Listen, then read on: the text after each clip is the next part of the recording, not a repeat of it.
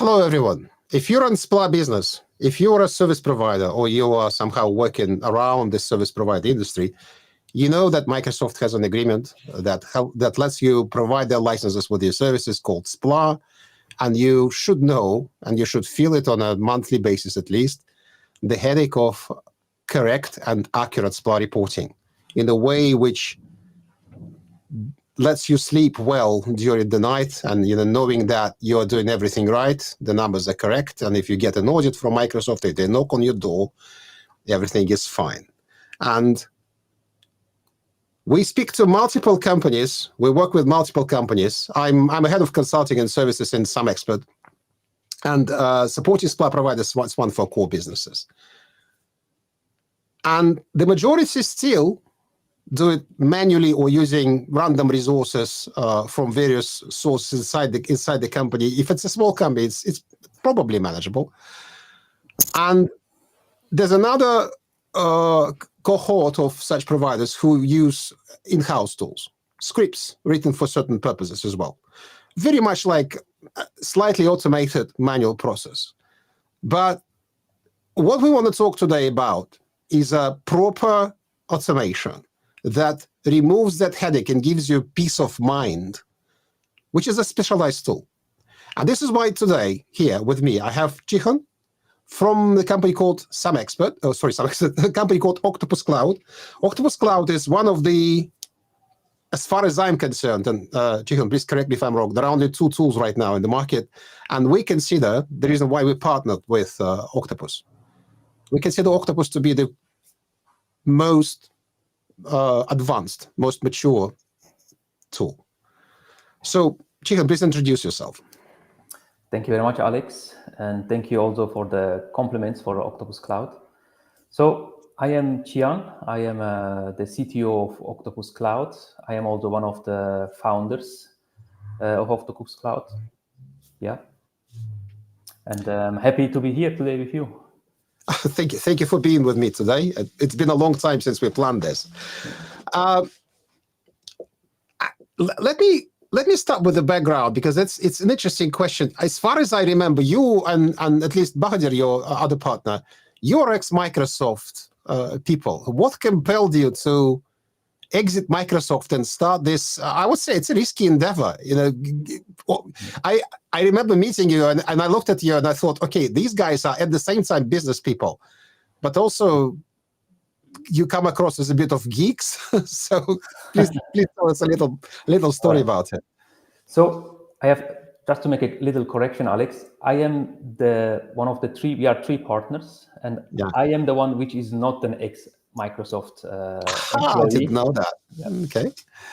But that was, I think, a good benefit for all of us, all three of us. So, 10 years ago, my two partners, as you said correctly, they were Microsoft employees.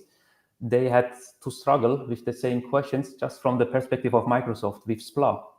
And they were thinking, hey, can we automate that process for our service provider, like their customers? What they tried is they wanted to build this tool internally first with Microsoft, but they,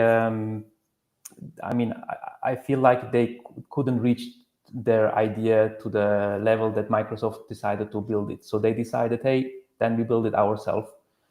And around this 10 years ago, we found each other. Like they looked for someone who could help them on the technical part. How can we build this tool? And then we found each other, and then, the adventure started, I would say. And we never looked back, actually. And I would say at that time, that's the interesting part. At that time, we were far to be against Microsoft. Actually, we wanted to be with Microsoft. The SPLA was a very big topic at that time. So, we jumped in and tried our best to make the best tool in the world to help service providers to automate their SPLA processes. That's a good mission. I like it. By the way, the first time I heard about Octopus was from Microsoft. See, very good. Exactly. It was quite a long time ago. So when you say 10 years ago, I'm trying to remember. Was it 10 years ago? I think it was around that time when you just became active, and somebody told me that if you have a provider that, you know, look at this tool, is quite interesting. You had more competition at the time, though, as far as I remember, than these days. Still, so on the subject of manual calculations, I think it's pretty clear. It's not a big. You don't have to be an academic to understand that when you try to manually calculate something not based on technical evidence and technical data, you'll probably be off. And I'll be honest, not for the purpose of selling a tool these days. I'll be honest with you. We defend providers and audits. When I see a manual calculation, I know there is something missing. I just know it, and I'm always right. I'm sorry. Excuse that there's a bit of pathos and assertiveness, but it's just the truth of life. What, from your point of view, is the benefit of using a tool like Octopus Cloud? Not even going into the billing, well, which is an additional feature I want to talk about today. Just from the point of view of reporting, how does it compete with in-house solutions? Like, okay, we wrote scripts. Scripts are working pretty well. So I did this kind of, from my point of view, a few times on previous lives on this channel. What can you tell me about it? Yeah.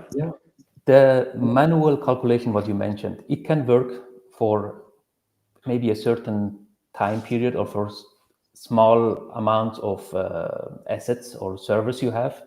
But once you grow and you have, you want to be really compliant, what we see really, our experience is there is a missing of the entire picture.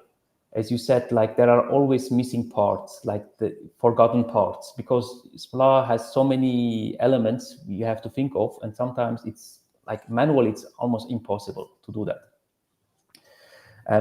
Also, from our experience, we had many customers, they lost, it's not just the compliance part, I want to say, it's also they lost revenue from their end customers because they were not seeing, hey, I have this, I'm reporting it to Microsoft, but I am not billing it to my end customer. And this is also a topic in manual calculations that can be missed, especially when you are onboarding new customers. You are not putting them in your manual Excel sheet maybe, and so on and so forth. To come to the scripts, what you mentioned, like the own house scripts, what we see, yes, own running scripts can perfectly work, and there are proven examples that they work for some companies, but the problem starts when the people or the one man or woman who built these scripts is leaving the company. There is nobody anymore to update these scripts, especially even the one who's still there, he's not updating anymore because he has no time to maintain the scripts. He's not aware of changes maybe.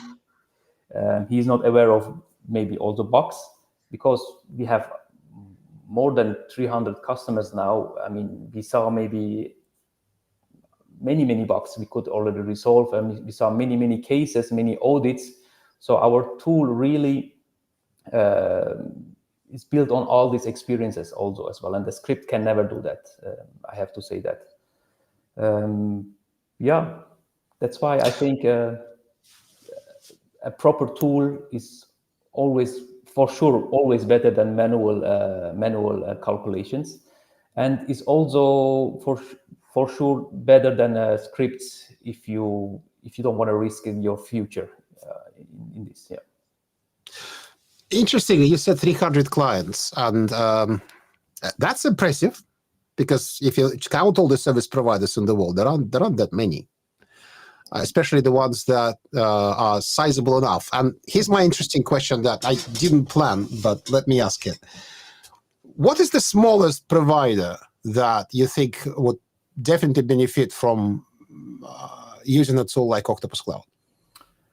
I would say the smallest, I mean, all service providers can benefit, even they have just 5 assets or 10 assets. Like when I say assets, I always mean like virtual machines or physical servers. Because there is not just a SPLA in our tool, they can also have the track of their inventory. Like, Oh, yes. you know, this is also an important topic. But of course, the bigger you are, the more you benefit from a tool, especially from our tool. But I mean, we welcome any customers. Like, I'm just asking about like a reasonable cutoff. Okay, you have 100. You have 100 assets. Definitely look at the tool. 100%. Something like. I mean, even 50. Definitely look for a tool, even for 50. I see. Yeah. And technically, by the way, it's one of the frequently asked questions. So as far as I'm informed, the default installation is a cloud environment, and some may be hesitant to let that data be stored on somebody else's cloud. Do you have an on-premise option as well? We have both options, yes. So we have the cloud option, as you mentioned, and we have also the on-prem where you can fully install our application on your own servers. Like, this is possible. Yeah. And even though even is important, even the cloud version, the scanners are always running on-premise. So like, we are not running any collections directly from the cloud, especially for like the data centers of the service provider. By the way, I want to remind the audience, it's a live event. You're watching a live event, unless you're watching it recorded after that. There's a chat option. You can send us your questions, and we'll pick them up. We'll take them during the live stream. You also mentioned, we can't avoid this topic, because let me be absolutely honest. The majority of the business that we do with SPA providers these days, which is shifting towards management and billing and improving the bottom line, but the majority is still around audits. And one of the questions people ask us is, can we, instead of running auditor scripts, quickly use a tool like Octopus Cloud and collect the data and use that instead of running their scripts? What would be your response to that? That's a good question, really. I can speak just for Octopus Cloud. I cannot speak for the other tools, how they are handled in audits, of course. But for Octopus Cloud, what we see, and it is also depending on the auditor, not just the auditor company, but sometimes also the auditor person who is making the audit. But luckily or fortunately, our tool or our results are most of the time accepted by the auditor. Like, this is it is a huge amount of time our customer is saving during the audit, because he's already using Octopus, so he can just deliver the data in a very quick fashion. So he doesn't need to deal with all this audits scenario, which can sometimes take years, months, at least months. And without running these scripts of the auditor, he just shows them the data from Octopus, and that works. Yes, it doesn't work always. I'm frankly here, but most of the time the auditor accepts Octopus data. We are also KPM certified in this regard. So, yeah. Yeah, I remember that KPMG certified Octopus Cloud. You have that certificate. I've never seen that before. It's nice. And unfortunately, we haven't had an experience dealing with KPMG and Octopus at the same time yet. I'm keen to get to that point. Hopefully, when we will be using that.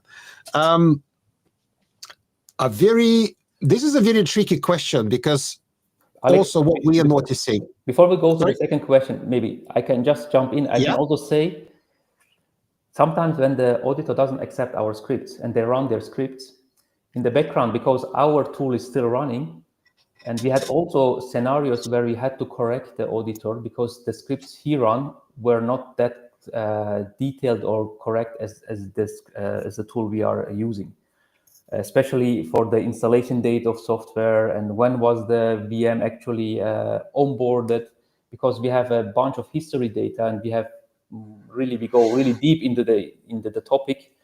We could save customers thousands, 10,000, 100,000 of audit costs, or the bill, let's say, in this regard.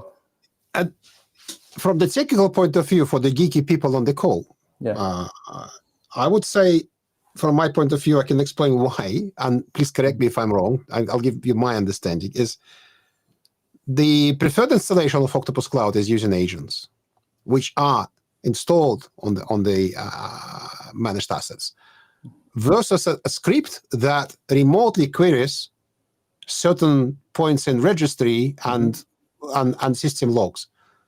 It should be obvious that an agent will be just more accurate because it has access to more information. You can tweak it the right way. Some things that can be delivered by an agent just cannot be delivered by a script. It's simple as that. Is that right? It is, to be all the geeky, not 100% right. The right part is the following. Yes, the agent can collect maybe more precise data on the performance side. But if it's just collecting data, like picking like the number of CPUs, for instance, you can do that also remotely. And Octopus can also be installed remotely. That's the cool thing in Octopus. So we can deploy it on an agent-based or a remote, like an agentless approach. So both approaches are working totally fine. But what the script cannot do is, and especially for customers which are using Octopus for a longer time or period, he cannot have historical data. And that's sometimes very, very key to prove some cases. Now, when you have historical data and you can go backwards calculations, what we can also do in Octopus, then you are at least one step ahead of the script. At least, I'm saying really at least, yeah. I have a little demo that I did for a different live. I'll drag it here just to explain to those who are unaware how an audit works. So this is a mock-up. I made it in 2021. So excuse the years, please, on the screenshot. But basically, what happens during an audit if they run scripts? They measure the current infrastructure, and then they approximate based on that data, which may be gappy, which may not have certain elements. They approximate what you had to report in previous months. So look at this screenshot. There's a position month by month, and if the audit goes deep by 5 years, there'll be 60 positions like that. There's no way they know the historical data. The only way they can do this is they extrapolate from what they know. So the value of the historic data is that you don't have to explain to them why suddenly you had a jump in processes in, say, I don't know, 2022, like we just experiencing in one of the audits right now. We need to explain, we need to find invoices, evidence that there were fewer hosts. It's there. It's in the tool. You can see that. If they upgraded the processes, you can see it's the same host, but there are different processes. It's all obvious. So obviously, yeah, historical data is massively, massively important. Yeah, and it really saves companies. Like this historical data is that's why we have an audit log in Octopus. Like we really log what you just mentioned. Like we log the CPU changes, exactly when was it changed, from what to what was it changed, and then there is almost no discussion then after that. Like the auditor accepts that really because of the power of the history. This leads me to a multi-million-dollar question. I'm pretty sure you often participate in RFPs where you are against a traditional software asset management tool. So what differentiates Octopus Cloud from, I don't want to call any names, but starting with S or F or U. So what about those? We want to buy that tool. It's bigger. It's a well-known brand. We saw our partners use it, our clients use it, so we decided, okay, let's use it for our SPLA environment. Yeah. So first, really, we are not against any tool. Like also the traditional SAM tools have their right and to be here. They do a great job in other fields. But if they start to be a SPLA tool, then the difficulty starts. Really, we see the challenges there. Because Octopus was built from the beginning to have the SPLA architecture built in it. Like we exactly collect the data, how it's needed for SPLA, and then show it like in a correct way. like I just give you an example. In SPLA, you need the theoretical access to a software like a terminal application like Office, not just like who accessed really this application. And most of the traditional SAM tools, they just calculate who accessed the tool, and then they calculate the report, or then they say this is SPLA report, but this is not correct. You have to calculate really who can access it and not who accessed it actually. And Octopus is built really on that philosophy of the correct SPLA rules. Yeah.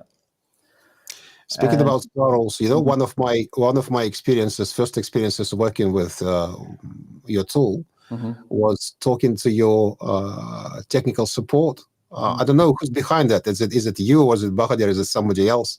But I was stunned by the meticulous approach to licensing rules, and almost sometimes I would say even paranoid analysis of certain things. But I think it's correct, because when you deal with an audit, you can't be too cautious. Exactly. And the level of detail, the proficiency of those responses, honestly, before that I knew maybe 2 or 3 people in the world that know how SPLA works really inside out, and I was very relieved to see that. You know, I don't know if you remember, I think you were part of those discussions. I even argued with your team, and then I had to just say, fine, guys, you're right. Yeah. I mean, yeah, exactly as you said, we have to be that precise. We have to be really the nerd at that part. Otherwise, you know, we are responsible for our customers as well. Like when they are running in an audit, I want to show my face and say, hey, look, Octopus is here to help you, and not to ruin now what you believed in Octopus, and then it comes totally out. And fortunately, really, as I said, like in these 10 years, we had many audits of customers we could see, and we are really proud that what we built. I can really say that. I want to move from the topic of audits, which is, you know, it's very important, but for many people it's annoying because it's a negative one, to the positive one. Because what we also learned on our side is that when you go through that process of taking care of compliance, even through that journey in an audit defense, you then realize, you mentioned that in many cases you may be undercharging your clients. Yeah. And it's not like, maybe you don't want to charge them more, but what's lacking is the key component of knowledge. Yeah. So using scripts, any automation, and a tool like this as well, you know, even better. The clients learn about things that changed in the environment. Also, you made that note, and this is one of our early experiences working with SPLA providers. I'll tell a story. It'll be better understood if I tell this story. A provider onboarded a client using a hosted SAP solution, and during onboarding, they sold 20 licenses because only 20 people needed access. And it remained like that in the billing records, in all the customer records, in the CRM, that they have 20 licenses. During the course of that service, a client came and said, we need to onboard 80 more people. And that request came to the technical department. And the technical department, what they did is they just created new accounts. They gave them rights to access, but sales didn't know about it. Exactly, yeah. And therefore, that's a 5 times increase from 20 to 100. It's not a tiny, it's a 5 times multiplication of which they were completely unaware. So it hit them in an audit. We managed to convince Microsoft that because it was an operational mistake, they didn't have to pay for it. It was a hard negotiation. It wasn't easy. It's not like, oh, okay, we can do that as well.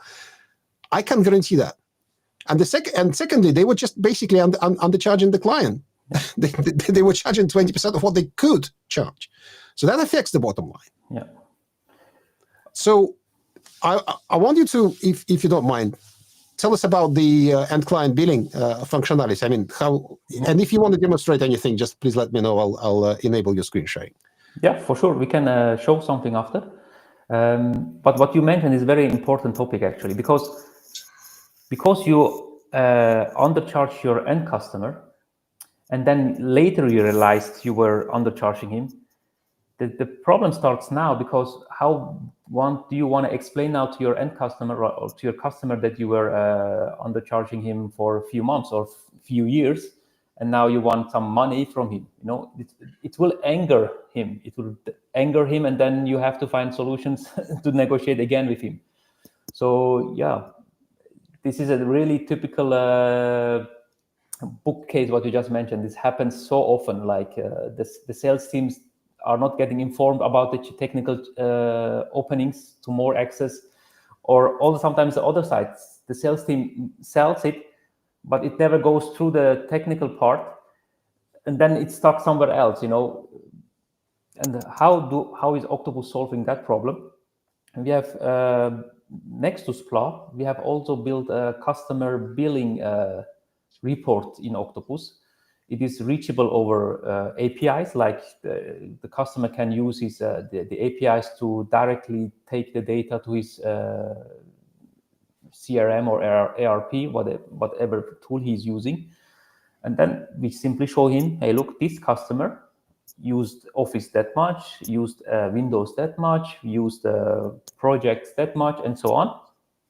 And he sees it, and he can even compare it with the previous months. So when he sees there is a change, he knows directly, immediately, hey, why it changed now, you know. So he can go and check out what was, which technical access was now changed, or what happened. So and the customer billing is really, next to the SPLA report to the reseller, the most asked feature, I have to say. By the way, I think one of the key things that you just said, which really separates your tool from others, is you give the end client, so the provider, not you, not a tool, the provider can give the end client access to their own detailed billing and inventory. Is that correct? He can do that, yes, because we are working with a workspace system where he can create a workspace for the customer, his end client, and then simply give him access what he actually even collected for him, and then he can generate a report for him. Here's a question that I don't know even a 1% answer to. Do you have any cases when, say, there's a large end client and they use something like ServiceNow to manage all their assets and the billing and whatnot? Do you have cases when they integrate with the Octopus API to pull that data and to manage their entire software assets? With ServiceNow, I'm not aware now, but for sure, because ServiceNow is really also a very famous tool in this market. But I know that they use our APIs for their other tools, like the simplest is now Power BI. I'm just saying it because of Microsoft, like they are using it for Power BI, but many other tools as well. Yeah. That's interesting. That is an angle I didn't know. So I knew that you have a login and you can just look up your in the workspace. You can look up your records, but I didn't imagine that you can actually, if somebody is managing their entire IT estate, they want to know what's happening here. You know, the cost. FinOps would be interested in this because effectively hosted resources are cloud resources, and they're subject to FinOps. If you have an API that provides you, this could be a deal breaker for deal maker for a service provider that gets Octopus.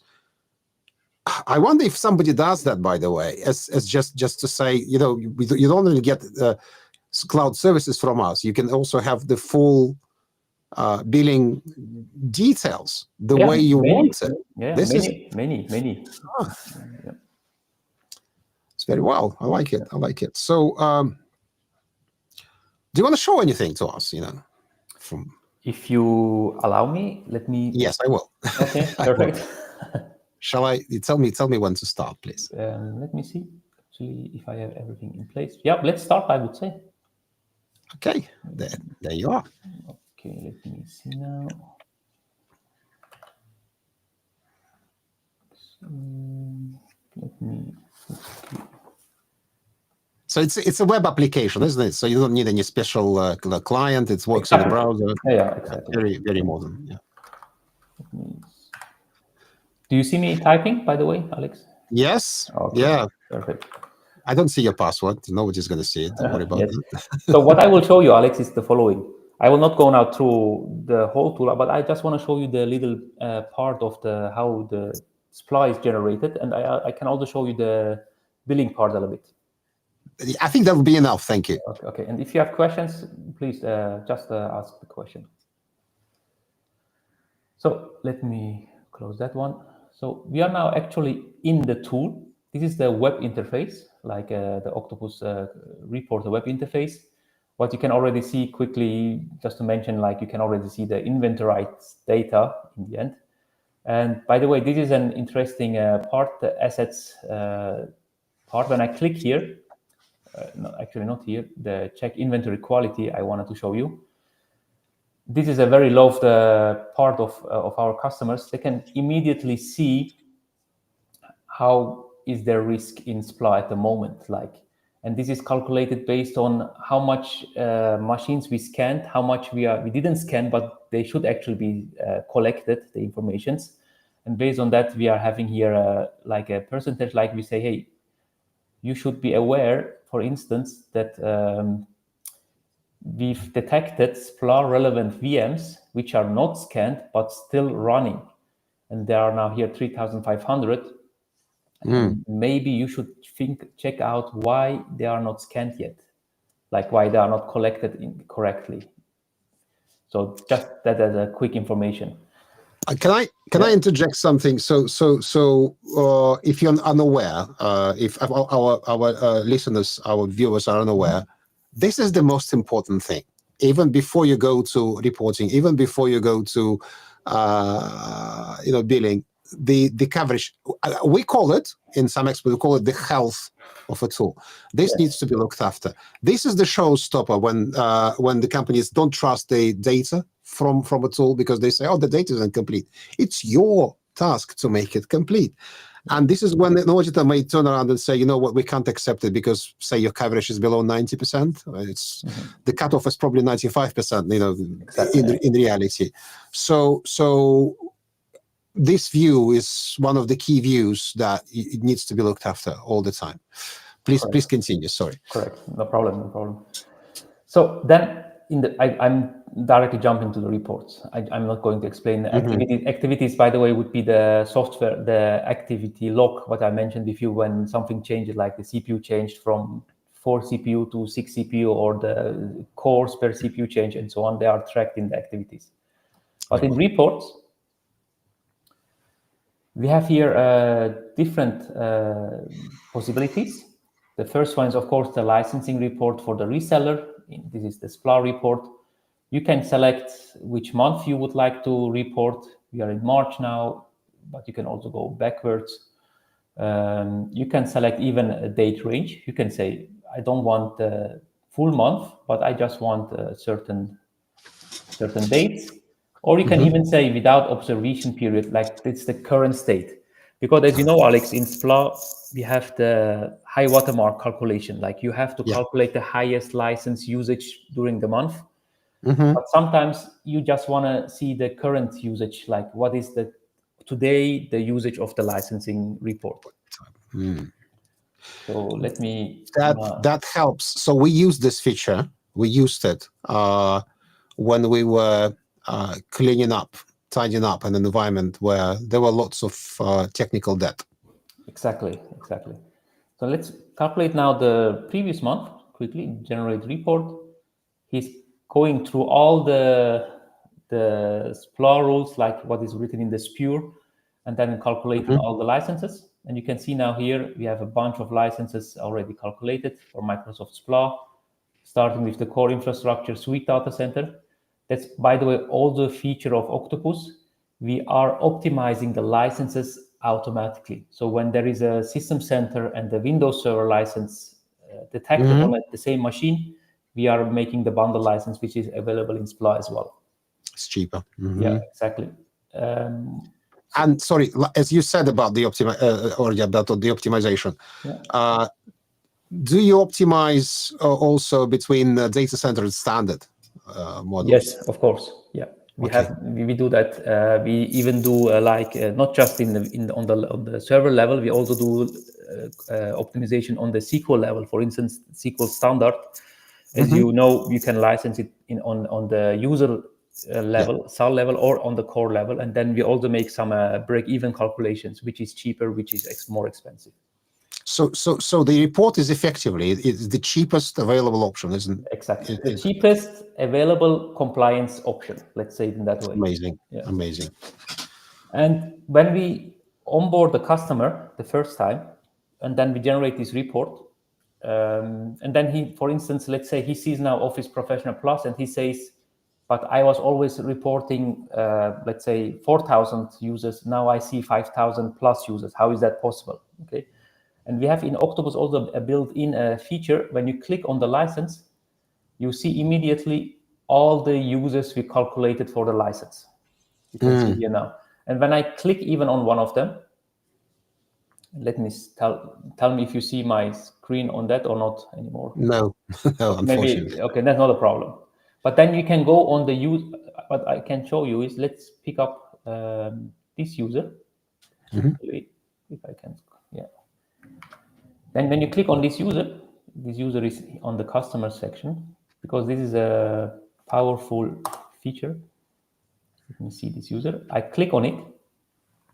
What I see on the software tab of this user, I have a bunch of information collected from this user. I know the username, the full name, and so on. On the software side, when I click on the Microsoft Office Standard 2007, I can see immediately on which servers this user has access to this license. The same for the SQL, the same for RDS, of course. I can see, look, on these machines, he has RDS access. And then, yeah, our customer can immediately see, oh, that's true. Oh, no, that's not true. Actually, on VM2, he should not have access. Why he has access there?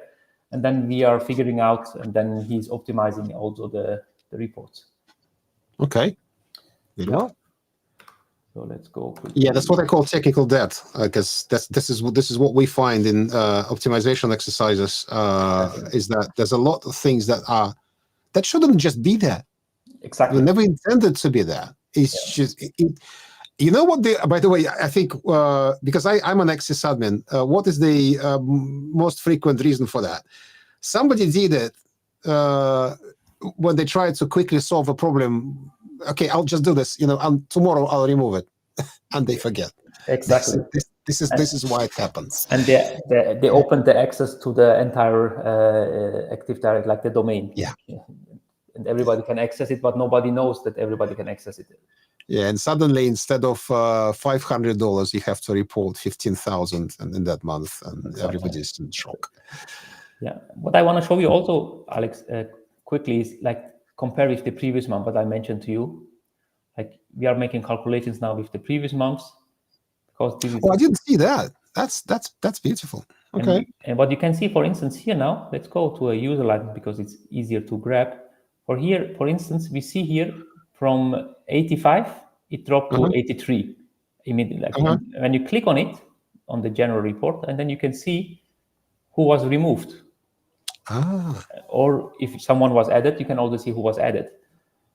So this helps really a lot to the customers to like when there is a huge drop down or a huge like an up number, they can immediately see what happened and then take action. Great. And next to that, what we just mentioned before with the API, we can also make automations. Like you can create a new automation. You can say, I want this licensing report every month or weekly or daily, let's say weekly, on a certain time, and please send it to these emails I just entered here. And then the customer even doesn't need to come to the tool. He will get it automatically on his email. Yeah. Very well. Very well. Okay. Do you have a billing reporting in here, or is it only available through API? No. The billing, we have this usage report per customer billing. Okay. Here you can select any customer you want, or you can say, I want all customers. And then you just generate a report. And then you see per customer, each usage, like let's go now, for instance, customer 10 has this usage, and this can, as I said, this can be reached over the API without a problem. Test customer. And even what we do is we also make delta calculations for the customer reports. Like the service provider can enter how much he sold to the customer, like and then he can, and then we're making delta calculations. Like we found 2, he sold, let's say for instance now here 4, and we would have a delta of 2 here, and so on and so forth. An elephant in the room, bring your own license. How do you handle that? Because it's all over the place. Clients bring their own licenses. I don't want them to be reported to Microsoft. I don't want them to be billed to the client. Very good question. So we have built for that the CSP hoster license usage report. Okay. This is a report where we are collecting the bring your own license. Like this can be, as you said, like through the flexible virtualization approach of Microsoft, could be a subscription or really a both license. And once they generate it, it will be listed here. But they are they are excluded from the SPLA usage report. They are not reported here. And I can show you one thing quickly on the infrastructure side. We have here, let's find something like SQL, maybe. SQL. I just see here in this demo, I didn't activate the feature because this is a new feature, Alex, where we activate the flexible virtualization module. And then we would have here actually the licensing context. And the licensing context could be SPLA, or it could be bring your own license or something else. But I see just here it's not activated. Maybe we can do that in a second. Something else. Our management decided to ignore this installation. Why not? I mean, I've seen that. Yeah. I've seen that. I may disagree with that. You know, we don't agree with that calculation, but I've seen it. So well, there we go. Good. Yeah, I think it's fantastic. If you don't mind, I want to ask maybe if you more technical questions. We probably don't need the screen sharing anymore. Let me know. Yeah, we can close it. Then I can. Yes. So, so you said you have agents and agentless. There's API. There's a bring your own license model. You know what? No, I've run out of basic technical questions. However, if people watching us live now, please ask your questions. If you're not watching live, send us DMs. You know where to find us. Always we're everywhere. Did you have instances when it's okay if not because I would like to understand. So if a client gets an audit notice and they have no tool, and then they look at the requirements of the auditors and they think, you know what, we've been thinking about the tool. Maybe we should talk to the auditors, and instead of running their scripts, we take a time out, deploy a tool like this, and then give them data from the tool. Have you ever been in cases like this when the audit will be delayed and then the tool is deployed and then the data is delivered from the tool? What I'm interested in, what is a realistic time frame to let's take a mid-sized provider, I don't know, 3,000-5,000 assets. Is that achievable? Because why not? I'm just thinking, in my head, but let me know. Yeah, it is achievable, and we had cases. I can even count a few of them, actually many of them, because when the audit comes, surprisingly, the company is looking for a SPLA tool, and then when they found us, they want to, as soon as possible, onboard the tool in their system, and this is really happening often. To deploy Octopus, so there are 2 parts. That's the thing what I want to mention. Like on the onboarding of Octopus, there are 2 parts. Installing Octopus, it's done within 2 hours with a proper training. Like after these 2 hours, our customer is ready to deploy by his own the scanner on many machines as he wants. So it's really not rocket science, and it's really, we try to make it as simple as possible for our customers. The other part is a little bit more difficult, and there we have no control, and that is the part where our customer needs the resources to deploy, like and be aware of what he has. Like, we don't know like how many domains he has. We don't know what credentials he would like to enter. I wish I could take this also off his shoulders, but here we need, of course, him to be like proactive. But in an audit case, they are pretty active. Like it works actually very smooth, and because then it has a priority, you know. Mm-hmm. Absolutely. I mean, audits are sometimes a wake-up call to do things that you always wanted to. What do you think is the most important part in managing the tool on a regular basis? Because I don't, people sometimes say, okay, I'll buy a tool, you know, I'll set it and forget it. The reality is you still need to look after it. So what do you find? Because you have access to more clients than we have with the tool. Yeah. What do you think is the most important thing they should look after so they trust the results? Yeah. So the tool will not solve the problem itself. That is very important. I want to give as a message. Like, you can have the tool is great, but you have to maintain the tool as you maintain your car, your bicycle, your home. You know, you have to look after it. You need maybe a dedicated person who is responsible to, you know, to be aware, is all the data in the tool now still correct? Do I need to change maybe, or do I have to onboard a new customer, or do I have to remove a new customer? So someone who is really responsible for the tool should be, I think it's important. I don't say this person has to look every day to the tool. I think that doesn't make sense. Unless you have a fractional onboarding of new customers, then of course. But once a week or even once a month, we should have a quick look, at least to the scan alerts, because our tool is also creating alerts. If there are important alerts, you should resolve or not. That's it. What I can say on that part, actually. We have a question. Hi. Is the case when SPLA licensing is used on end users' hardware, which is allowed by SPLA, placed on their premises, managed by SPLA partner? Can we? I understand the question is, can we also include it in the tool? We can do that, yes. If it depends also, like the network, of course, the IP ranges. How is it in a complete separate network of the customer, or is it in the same Active Directory? But we have customers exactly with this scenario, and this is possible. Like, no, not a problem.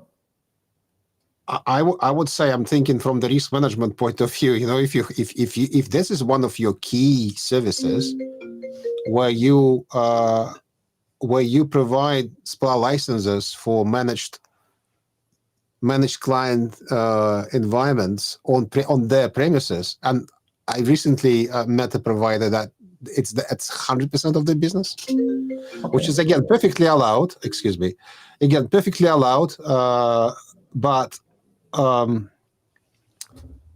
difficult to manage because it's somewhere.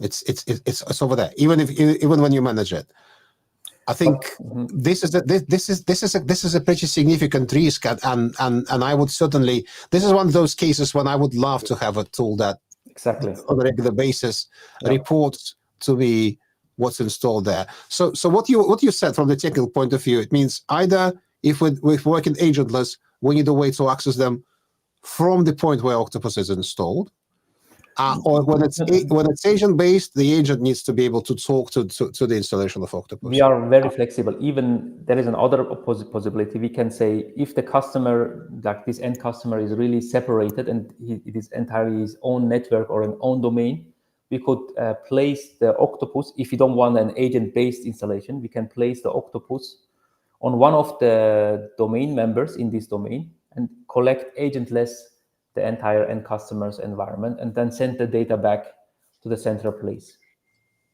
So the service provider doesn't need to open special ports from his own data center or like own network to the end customer if there is no connection like that. I hope that answers the question of Yes. Eric. Yeah, I hope that. So Eric, please let us know if that answers your question. And for those who don't know, Octopus is a Swiss company based in Zug. Very nice area, beautiful, not far from Zurich. Lovely place. Yeah, native to the DACH region as well, very much, but a very international company. And unlike, I agree. Yeah, yeah, I remember visiting your beautiful mountainous area and nice historical center of Zug. Yeah. Fantastic, Cihan. Thank you very much. I think we've covered enough for this live. If anybody else has questions or comments, please let us know now or afterwards. After the, if you're watching the recording, as I said, you can send us a message. You can ask us those questions privately. With the QR code that I have right here is my company's, our company's SAMexpert website. And if you want to see Octopus Cloud, here's the QR code. Just please bear with me. This is the link, and it's also in the chat, at least on YouTube. I'm not sure about LinkedIn. So you can just click that link and get to know the tool closer. And we, as our company, SAMexpert, provides additional services on top of Octopus Cloud, because obviously basic services are provided by the company itself. In that case, we don't compete, but they fulfill a lot. But we bring in additional peace of mind from the point of view of the entire SPLA contractual compliance and looking after your costs and making sense of all this data further than the functionality of the tool. So please come to us both. And Cihan, again, thank you very much. And for those of you who are watching this, I hope you learned something useful today. And yeah, see you next time in one of live events or recorded videos on SAMexpert TV. Goodbye. Thank you, Alex. Goodbye.